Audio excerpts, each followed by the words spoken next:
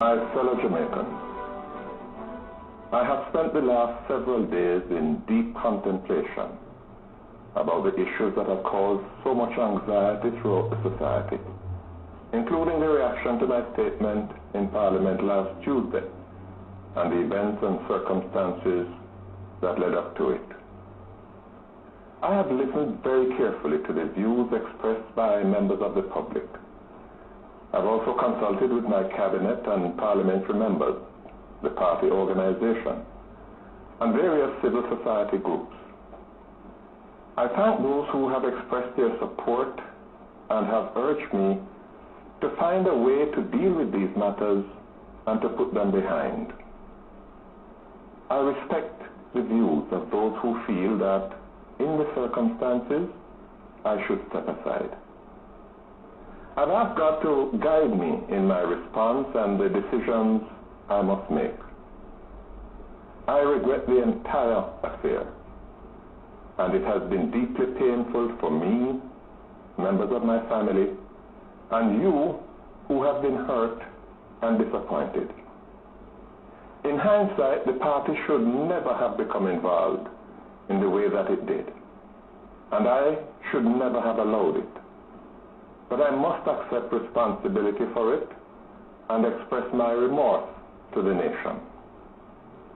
The way in which this matter has been handled has raised the question of trust. Several persons and organizations have expressed their disappointment. I should not have been surprised, because I had raised the bar as to what they should expect of me, and what has transpired has fallen short of their expectations. And here, I want to personally thank the wide cross-section of persons who took the trouble to write to me, not all complimentary, but all expressing the deep anguish that they experienced over what had transpired. Others have offered their prayers, and to all I am deeply grateful. I'm aware that trust can only be restored by forgiveness and atonement. That will take time, and I'm committing myself to do everything that is humanly possible to repair the damage that has been done to that trust.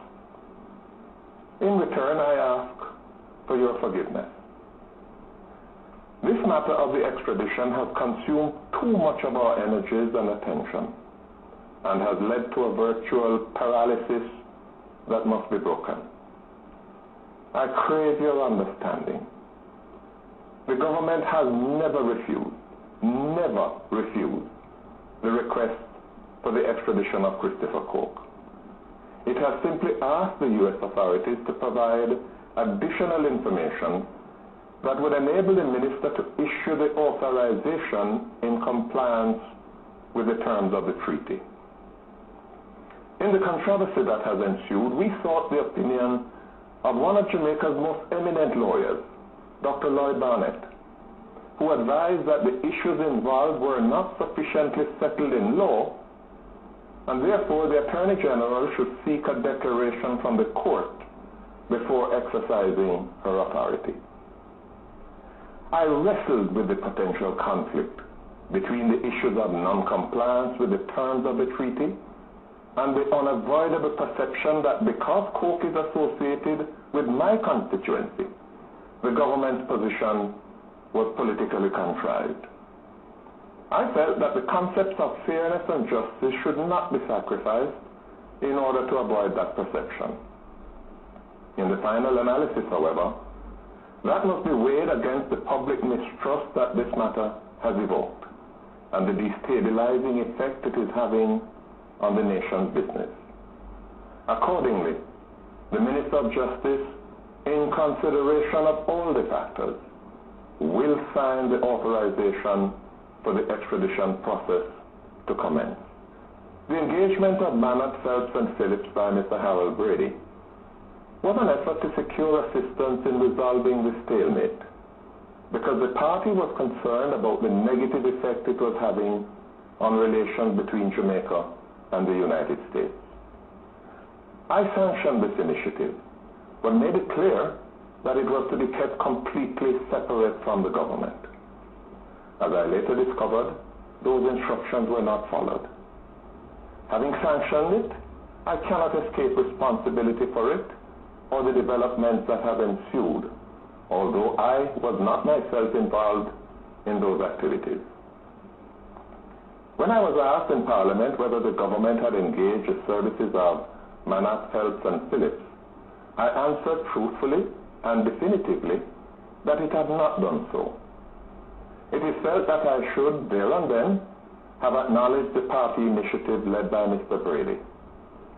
On reflection, I should have.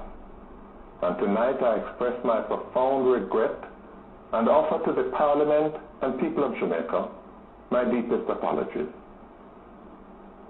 It took time for me to make my statement last Tuesday because of the efforts I had to make to find out exactly what had transpired in this JAMAICA.flv and Phillips affair. I felt I had a duty to make that statement, and I spoke on the basis of the information that has been presented to me. The business of the country and the challenges that we have to overcome require that they be tackled with urgency and unquestioned authority. The economic program that has restored stability after the tumultuous impact of the global recession and is showing early signs of recovery requires firm hands and certain leadership. The transformation of the government to improve the delivery of services despite the budgetary constraints and the stimulation of the investments that are needed to restore the jobs that were lost and create new ones requires strong management unfettered by the ghost of the recent ordeal. The worrying crime problem must be confronted with vigor, confidence, and determination. The social partnership being built through the Partnership for Transformation to bring a new collaborative and consultative approach to policy making requires commitment and direction. Yesterday I indicated to the Central Executive, including my parliamentary members, that I was prepared to step aside as Prime Minister. A new Prime Minister would need to be assured of the support of the party, and a special General Conference would have to be convened to elect a new leader so that a new Prime Minister can be appointed.